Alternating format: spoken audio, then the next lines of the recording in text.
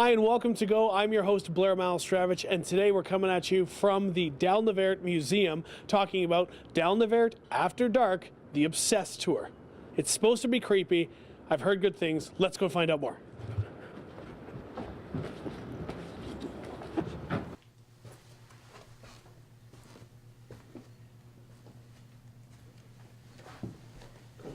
Okay, now I'm joined by Charlene, and she's going to tell us what the After Dark Obsessed Tour is. Yes. It's a Halloween event tour, October 27th to the 30th.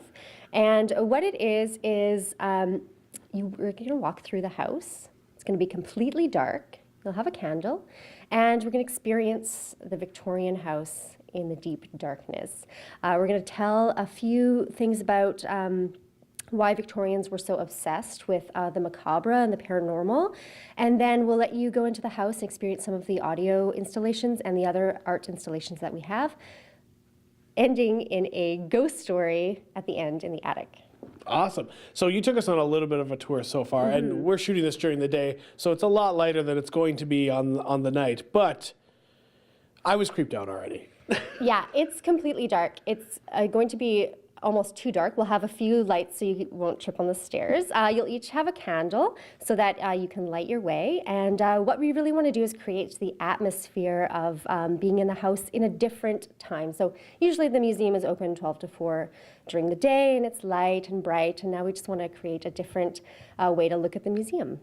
Now, why do you think this time period bleeds so easily? See, I said bleeds because that's like a play on words. Bleeds so easily into the macabre. Oh, it's Queen Victoria, when Prince Albert died, she went into a period of 4-decade mourning. And so she made it really trendy to have this like mourning period and really be obsessed with like remembering the dead. Like she made sure that every day his watch was wound up and his tea was ready for him, even though he was dead. And so Victorians really wanted to remember their dead. They made hair wreaths, and they also took photos of their dead with other living family members. So there would be dead people in the photo, but looking as though they were alive. It was very strange. They made masks of the faces of the dead, or hands. Like Queen Victoria was buried with a plaster cast of Prince Albert's hand in her grave. Whoa. That's weirded me out just standing here with all the light. So why do you think people will love this? Oh, I think people really want to do something kind of atmospheric and Halloweenish that isn't gory and spook house. So no one's going to be jumping out of any rooms scaring you.